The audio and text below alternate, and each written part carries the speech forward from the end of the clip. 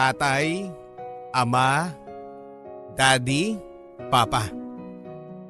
Ano man ang tawag natin sa kanila, sila ang kokompleto sa ating pagkatao. Sila ang nagpapatatag sa ating pamilya, kaya sila ang tinuturing nating haligi ng tahanan. Pero paano kung ang inakala mong tatay ay isang pusong mamon? Ipagmamalaki mo pa rin ba siya o ikakahiya? Ako po ang inyong si Papa Dudut sa mga kwento ng pag-ibig, buhay at pag-asa. Dito sa Barangay Love Stories. Dear Papa Dudut, ako po si Lorraine at bata pa lamang ako ay malapit na ako sa aking papa. Siya kasi ang madalas kong kasama dahil si mama ay nasa ibang bansa at isa siyang OFW.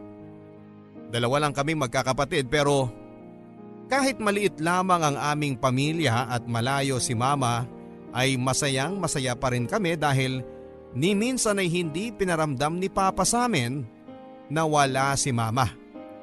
Siya din kasi ang tumatayo bilang mama namin. Pa? Bakit parang halos lahat ng gawaing bahay alam mo? Hindi ba lalaki ka naman? Tanong ko kay Papa habang nagluluto pagkatapos niyang maglaba. Anak, hindi naman porket lalaki ako walang gawaing pambabae na akong gagawin. Dapat all around. Ang sabi ni Papa at ngumiti ako.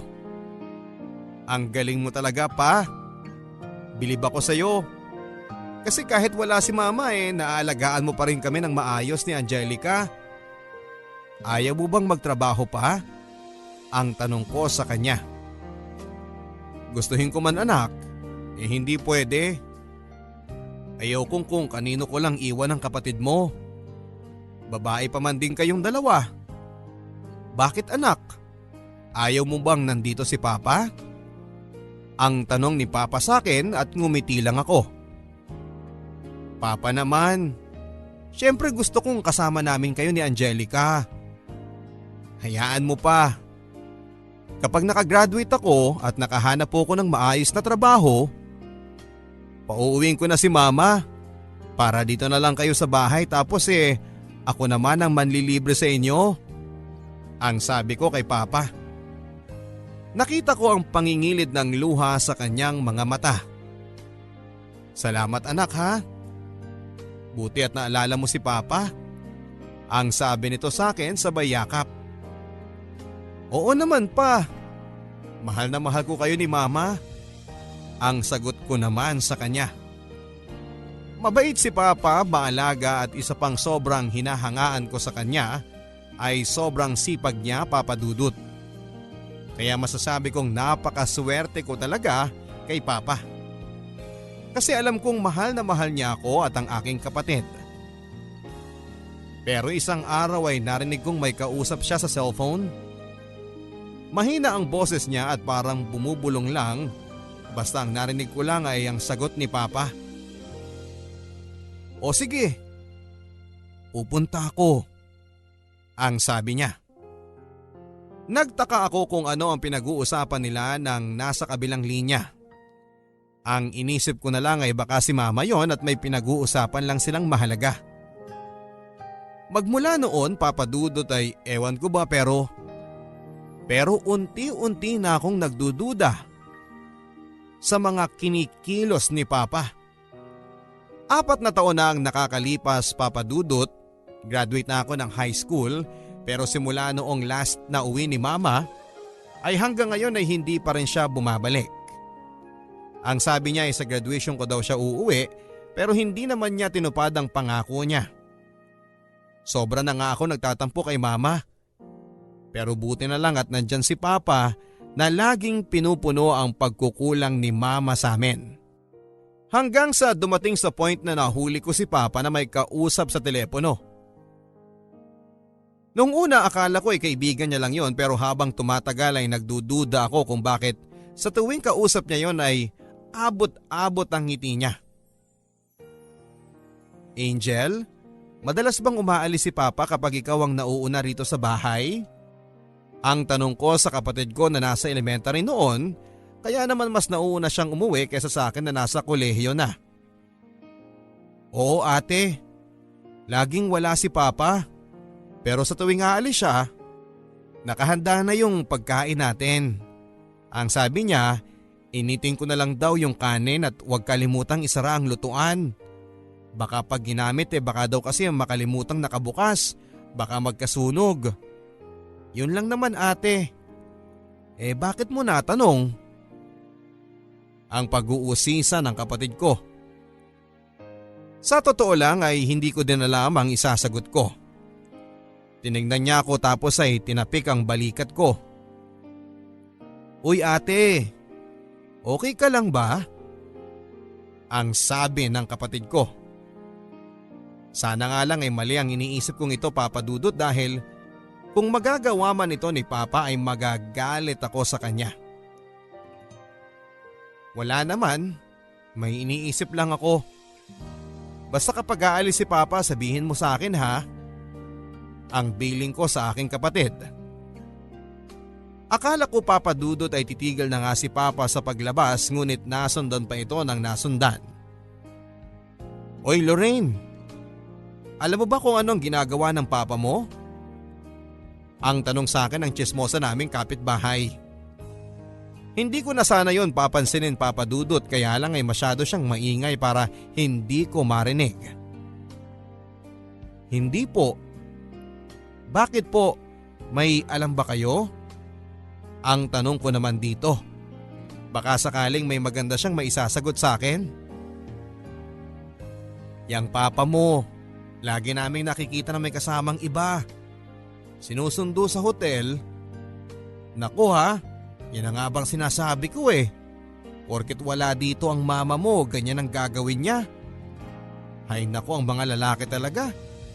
Hindi makontento sa isa. Ang pagdidiin pa nito.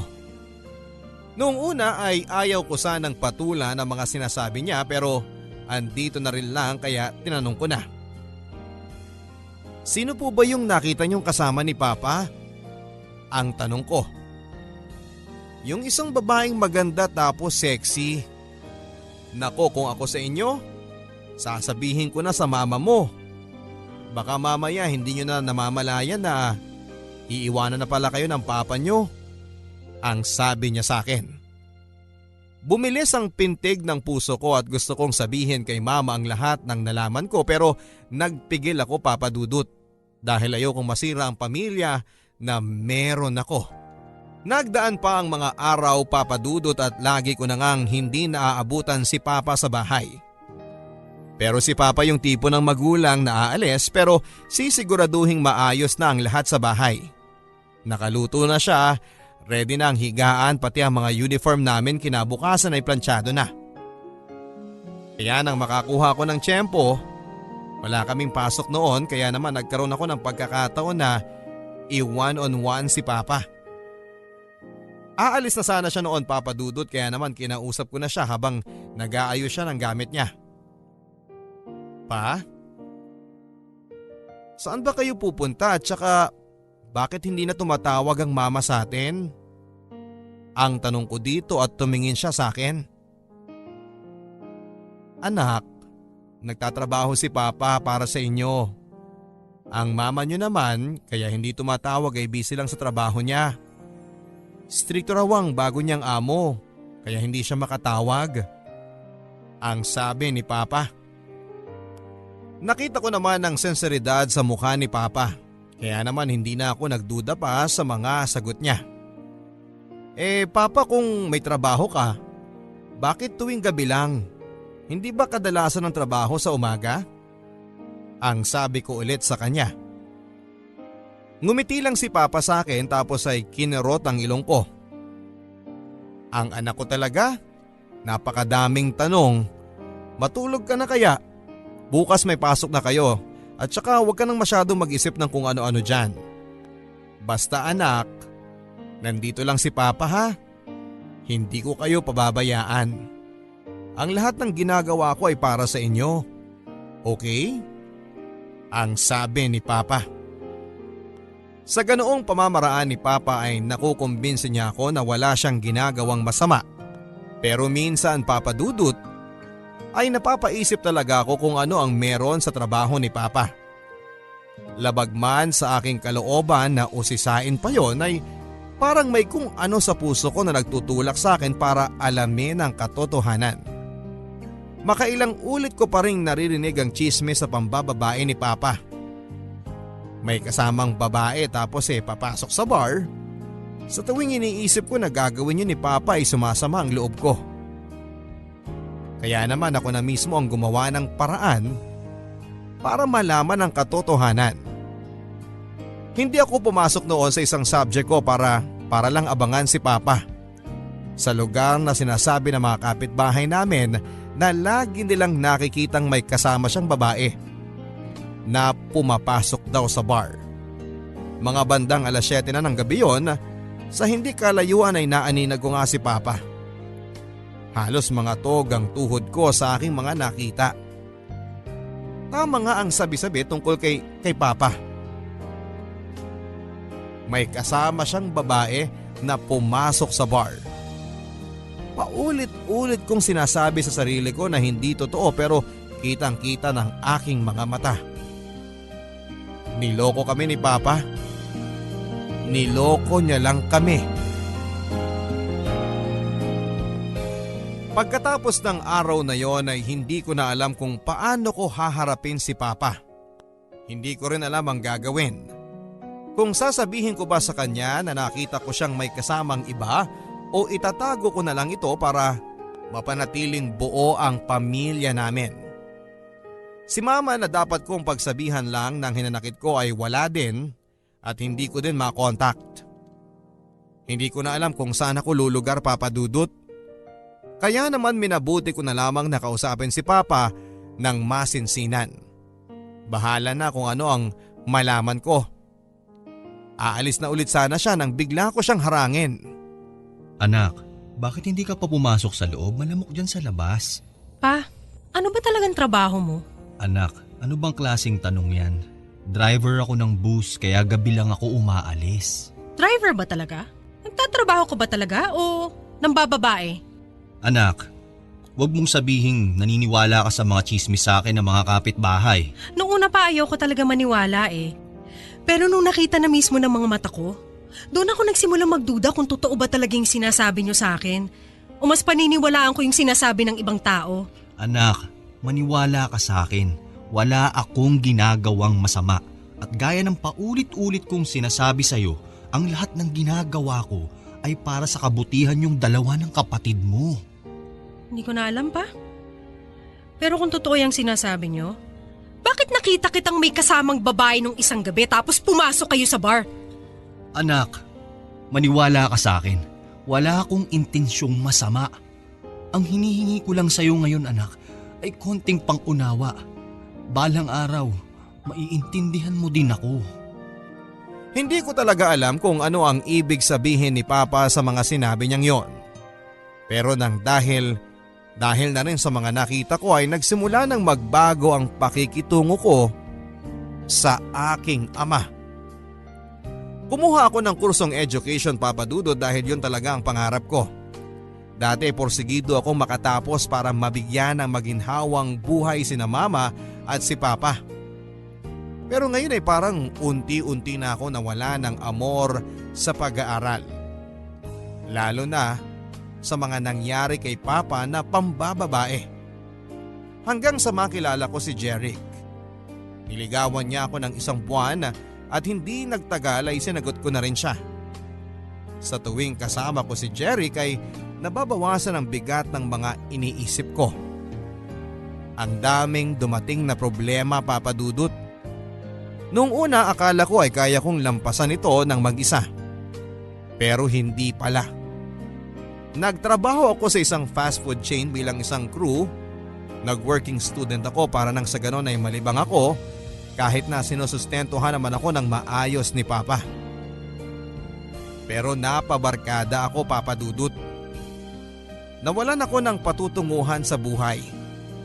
Naging laman ako ng bar kasama ng mga barkada ko. Bagay na madalas naming pagtalunan ni Papa. Anak, bakit ka naman umuuwing lasing? At saka kailan ka pa natutong uminom ng alak? Ang tanong ni Papa nang minsang maabutan niya akong umuwi sa bahay na pagewang-gewang sa daanan. Wala kang pake pa. Ikaw nga nang bababae ka. Tapos sa akin makikialam ka sa kung anong gusto kong gawin sa buhay ko? Masaya ako ngayon, kaya hayaan niyo na ako. Ang sabi ko sa kanya. Tumingin siya sa akin. Anak, ilang beses ko bang dapat sabihin sa inyo na pagkatiwalaan mo naman ako? Wala akong ginagawang masama. Ang sabi nito sa akin. Gusto kong umiyak sa harapan niya sa dami ng aking iniisip pero parang naging manhid na ako, Papa Dudut. Naging manhid ang aking puso.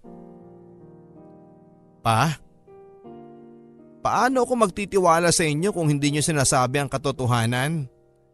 Kung bakit niyo nagawa ang lahat ng ito? Hindi ko na alam ang paniniwalaan ko. Pati si Mama. Ilang taon nang hindi umuuwi. Ni tawag hindi niya magawa. Ano bang nangyayari sa pamilyang to? Ang sabi ko kay Papa. Tinapik niya lang ang likod ko. Anak, kahit na anong mangyari, hindi ko kayo kayang iwan ng kapatid mo. Ang sabi ni Papa. Gusto kong umiyak sa harap niya pero pinigilan ko. Kahit kanina pang nag-uunahan ang aking mga luha. Papa Dudut, nagpatuloy ang gawain kong pag-inom at pagbabarkada. Napabayaan ko na ang grades ko. Sobra talaga akong naapektuhan sa mga pinaggagawa ni Papa. At hanggang ngayon ay palaisipan pa rin sa akin kung dapat ko ba siyang pagkatiwalaan gaya ng mga sinasabi niya o dapat nga ba akong magalit dahil sa ginagawa niya. Hindi ko na talaga alam ang gagawin ko, Papa Dudut. Hanggang sa ako na mismo ang nakadiskubre ng matagal nang tinatago ni Papa. Mga bandang 3:00 na yon nang maalimpungatan ako at magising. Pumunta ako ng kusina para uminom ng tubig. Nakita ko ang bukas na kwarto ni Papa. Sumilip ako at wala pa nga siya.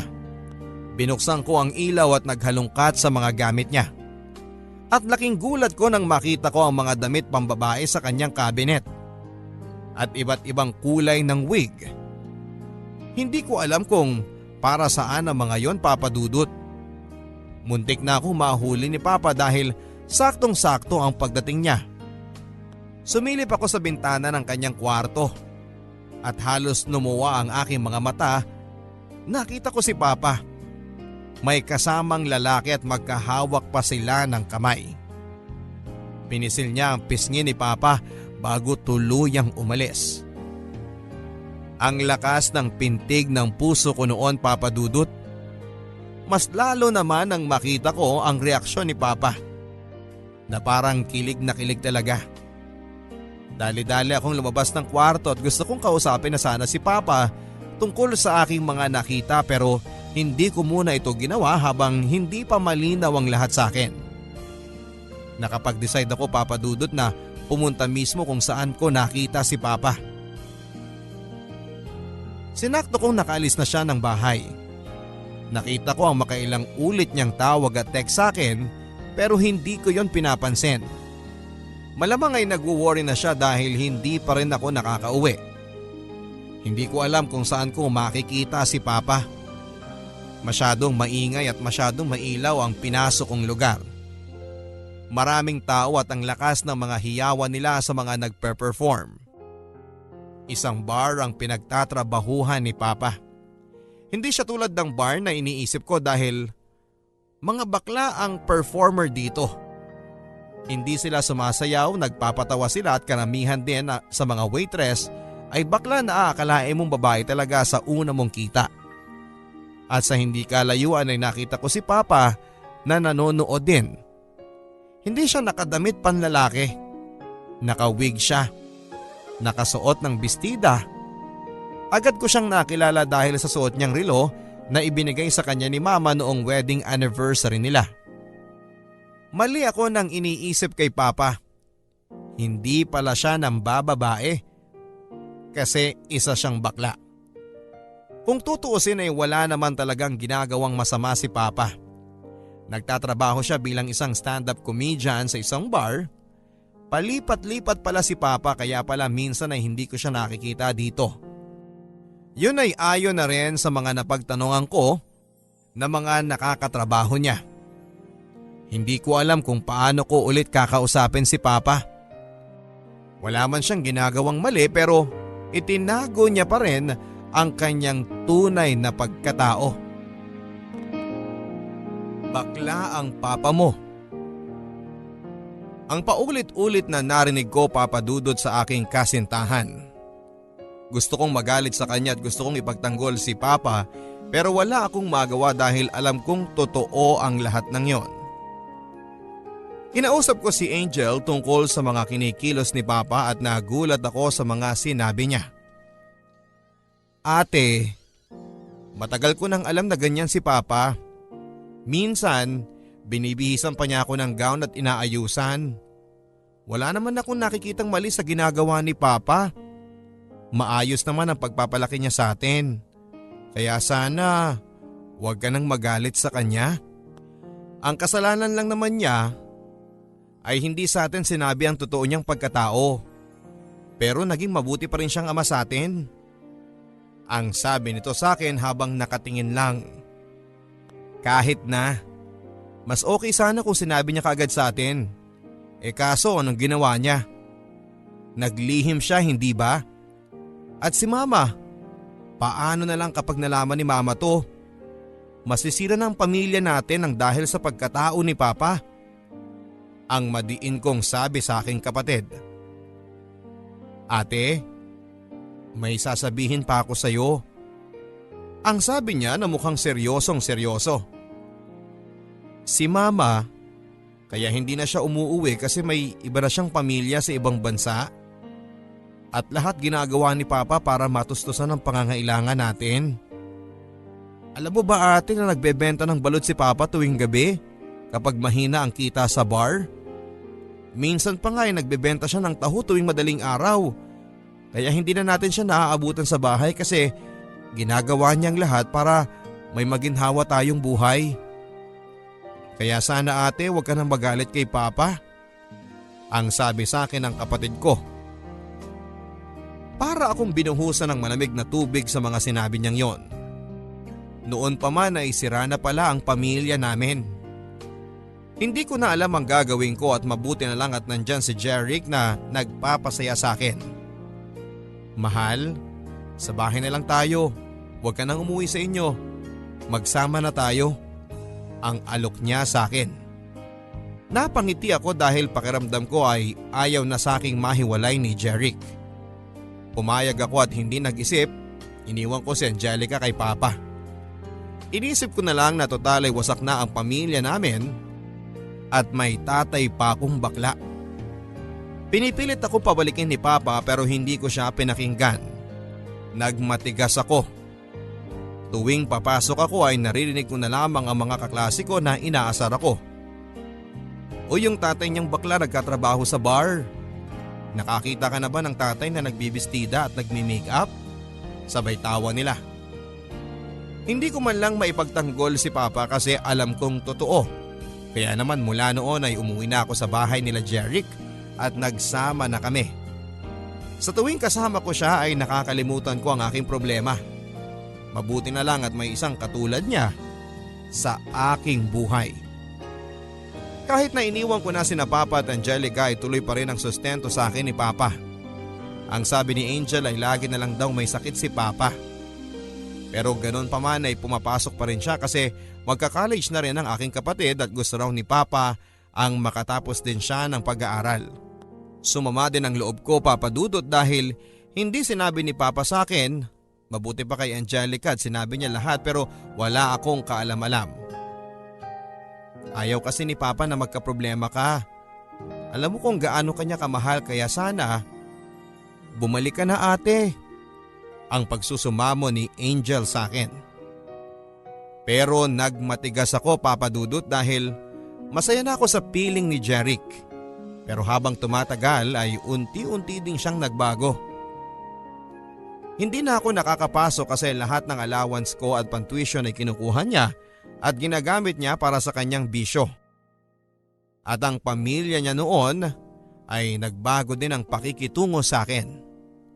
Nagsisisi ako at pakiramdam ko ay ginamit lang ako ni Jeric at ang masaklap niyan ay nambababae siya. At hindi ko din inakala na hahantong ang lahat sa ganito. Mahal, lasing ka na naman. Please bawasan mo na yung pag-iinom mo. Wala kang pakialam, buhay ko to. Paalalahanan lang kita, Jeric, ha? Sumama ako sa'yo kasi akala ko maaalagaan mo ko, pero ano tong ginagawa mo? Hindi ako nakakapasok ng dahil sa'yo. Lahat ng allowance ko ginagamit mo, pati ng pamilya mo. Alam mo, kung lahat ng yan isusumbat mo lang sa akin, mabuti pang bumalik ka na doon sa tatay mong bakla. Ngayon pa? Kung kailan buntis na ako? Buntis ako, Jeric, at ikaw ang ama. Ha? Hindi sa akin yan. Baka kung kaninong lalaki lang yan. Anong hiya ka, Jeric? Pagkatapos kong ibigay sa'yo lahat, ito ang gaganti mo? Ang masaya naming pagsasama ni Jeric ay sa ganoong paraan lang natapos at hindi ko alam ang gagawin ko. Hindi ko alam kung saan ako pupunta. Ayoko nang bumalik sa amin kasi ayokong makita si Papa. Pero anong gagawin ko? Hindi ko na alam kung saan ako pupunta. Wala na akong ibang malalapitan kundi si Angel, ang aking kapatid, kaya kinausap ko siya tungkol sa aking sitwasyon. Ate, bumalik ka na. Miss na miss ka na namin ni Papa. Ang sabi nito sa akin. Ayoko nang bumalik doon. Hiyang-hiya na ako sa ginawa ko at paano ko sasabihin kay Papa na nabuntis ako. Ang sabi ko sa kanya. Nanlaki ang mga mata ni Angel at nagulat siya sa mga sinabi ko. Tama ka, Angel. Buntis ako pero anong ginawa ni Jeric? Akala ko pananagutan niya ako pero hindi. Iniwan niya lang ako sa ere. Ang sabi ko sa kanya na umiiyak na. Niyakap ako ni Angel. Ate, andito lang kami ni Papa. Bumalik ka na please. Ang sabi niya sa akin. Kaya kahit labag sa aking kalooban na bumalik at makitang muli si Papa ay wala na akong ibang choice. Pagkarating ko sa bahay ay nakita ko nga si Papa. Nakahiga at namumugto ang mata at bumagsak ang kanyang katawan. Naalala ko na halos 5 buwan ko na pala siyang hindi nakikita. At ang allowance na ibinibigay niya sa akin ay pinapaabot lang niya kay Angel. Yung kasi ang billing ko na ayaw ko siyang makita. Pero halos manghina ako nang makita ko siya, Papa Dudut. Nakaramdam ako ng awa at galit sa aking sarili. Paano ko ito nagawa kay Papa? Pa? Ano nangyari sa'yo? Anak, medyo tinangkaso lang ang papa mo. Pero huwag kang mag-alala. Pak na pak pa rin ang beauty. Papa, sorry kung naging matigas ako sa inyo. Sorry sa mga kasalanan ko. Ano ka ba, anak? Kalimutan na natin yun. Ang mahalaga, nandito ka na at kasama na namin ulit. Pero pa, may kasalanan po ako. Ano yun, anak? Buntis ako pa. Pero hindi ako pananagutan ni Jeric. Yung boyfriend mo? Totoo ba yan, anak? Naku, gusto ko siyang sabunutan. Pa, hindi ba kayo galit sa akin? Dahil hindi na ako nakapag-aral ng dahil sa ginawa ko. Lahat ng allowance ko napupunta lang lahat sa kanya. Ginagamit niya sa bisyo niya. Anak, wala na tayong magagawa kung yun na nangyari. Ang mahalaga ay alam mo na ang pagkakamali mo. Salamat pa. Pinangako ko pong bubuhayin ko na maayos yung anak ko kahit ako lang mag-isa. Kahit anong mangyari anak, hindi ka mag-iisa dahil kasama mo kami. Laking pasasalamat ko Papa Dudut dahil buong puso pa rin akong tinanggap ni Papa sa kabila ng mga pagkukulang ko at sa aking mga nagawang pagkakamali sa kanya. Kaya ngayon ay handa na akong magbagong buhay para sa aking pamilya at sa aking magiging anak. Nagkasakit si Papa pero mabuti na lamang at naagapan at hindi naging malala dahil daw ito sa kanyang paninigarilyo. Kaya naman minabuti na niyang tigilan ang kanyang pagyoyosi. Ako naman Papa Dudut ay nagpatuloy sa pag-aaral kahit buntis ako. Hindi ito naging hadlang sa aking kagustuhang makapagtapos ng pag-aaral. Hanggang sa unti-unti ay nakatapos na ako. Kasama ko sa aking sinapupunan ng aking anak. Laking pasasalamat ko Papa Dudut sa pangalawang pagkakataon na ibinigay sa akin ni Papa. Pero sa aking 7 buwan na pagdadalang tao ay nakunan ako Papa Dudut. Sobra akong nalungkot sa mga nangyari. Para ba akong siningil ng tadhana dahil sa mga nagawa ko kay Papa? Papa, bakit ganun? Kung kailan handa na akong magbago, parang pinagpapayad ako ng tadhana sa mga nagawa ko sa inyo. Anak, huwag mong isipin yan. Hindi naman natin ginusto na mawala ang anak mo. Pero pa, walang ibang dapat sisihin dito kundi ako dahil sa mga nangyayari sinisingil na ako ng karma. Basta anak, kahit na anuman ang pagdaanan mo ay nandito pa rin kami ng kapatid mo. At hindi ka namin iiwan. O siya, huwag ka nang umiyak. Aura na para pak. Si Papa talaga, kahit kailan joker. At least napapatawa kita. Mahal na mahal kita anak. Mahal na mahal din kita pa. Pangako sa susunod na magmamahal ako, ang hahanapin ko yung katulad nyo.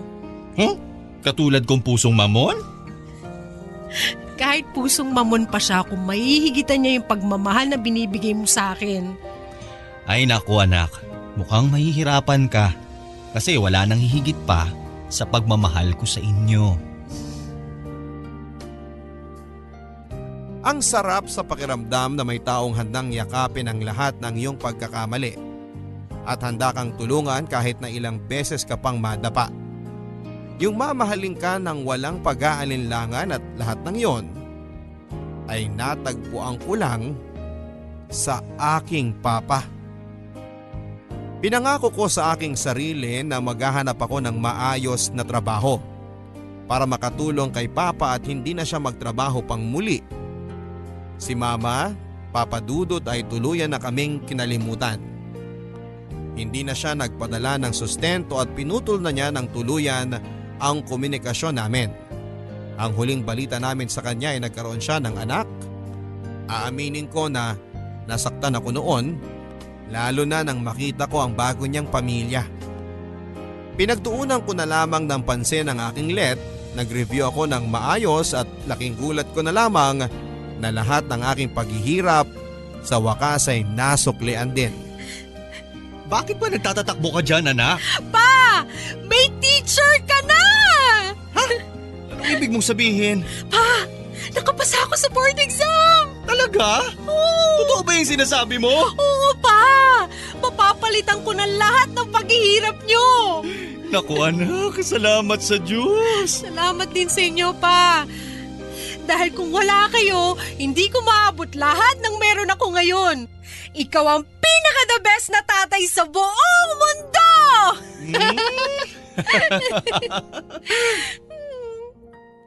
Ang sarap palang sabihin yon kay Papa. Dahil deserve niya namang matawag na the best na ama.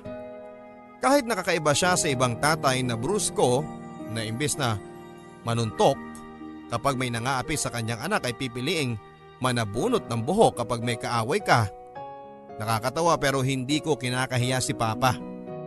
Bagkos ay pinagmamalaki ko siya na naging ama ko. Sa ngayon, Papa Dudut, ay mayroon na rin akong sariling pamilya at nakapag-asawa na rin. Principal na ako sa school na pinagtatrabahuhan ko. Matagal ko mang nakuha ang lahat ng meron ako ngayon ay tinutuon ni Papa ang lahat ng sinabi niya na kahit anuman ang pagdaanan ko ay hindi niya ako iiwanan. Si Papa pagkatapos ko makaipon ay binigyan ko ng puhunan para sa sarili niyang negosyo, ang beauty parlor. Mabenta si Papa lalo na sa mga kabarangay namin dahil magaling siyang hairstylist.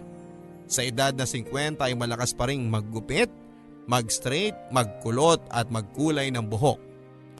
Kahit mga pedicure at manicure ay alam ni Papa. May mga kasama din siya sa salon, kaya minsan sabi ko wag na siyang magtrabaho pero siya itong mapili talaga. Libangan na lang daw niya ito, lalo na kay Angelica na lagi niyang inaayusan dahil mahilig ang aking kapatid sa pagsali sa mga beauty pageant. Dahil na rin kay Papa. Kaya ayon, ang saya-saya nilang dalawa. Ako naman ay biniyayaan ng masipag at responsableng asawa at may isa na rin po akong anak na si Abilene. Masayang masaya ako sa naging takbo ng aking buhay kahit mahirap man noong una ay natutunan kong mahalin ang pagkatao ni Papa. Na dati kong kinakahiya pero ngayon ay pinagmamalaki ko na. Kaya para sa the best kong Papa sa buong mundo, mahal na mahal kita at kahit na sa iyong pagtanda, pakahawakan mo ang aking pangako sa iyo na hindi kita pababayaan at hindi ko susukuan gaya ng ginawa mo sa akin noon. Maraming salamat po Papa Dudut sa pagkakataong ibinigay niyo sa akin upang ma-share ko sa inyo ang aking buhay. Happy Father's Day sa lahat ng ama natin. More power po sa inyong programa. Ang inyong kapuso at kabarangay, Lorraine. Minsan hindi natin maintindihan ang ating mga magulang. Lalong-lalo na sa ating mga tatay na masyadong mahigpit po sa atin. Minsan ay nasasakal na tayo dahil gustuhin man nating tumayo sa ating mga sariling paa ay hindi natin magawa dahil kailangan natin silang sundin. Pero sa huli ay ang lahat pala ng paghihigpit na ginagawa ng ating ama ay para sa ating kabutihan. Anuman ang trabaho, anuman ang pagkatao, hindi kailanman tayo mabubuo kapag wala ang pagmamahal ng ating ama. Ang ating ama na kayang magpuyat, kayang magtrabaho 24 oras para lamang mabigyan tayo ng magandang buhay. Kaya naman sa araw nila ay marapat lamang na pasalamatan natin sila sa lahat ng kanilang sakripisyo para sa atin. Kaya sa ating mga tatay, Happy Father's Day. Ito po ang mga kwento ng pag-ibig, buhay at pag-asa kasama ng inyong Papa Dudut sa Barangay Love Stories. Forever.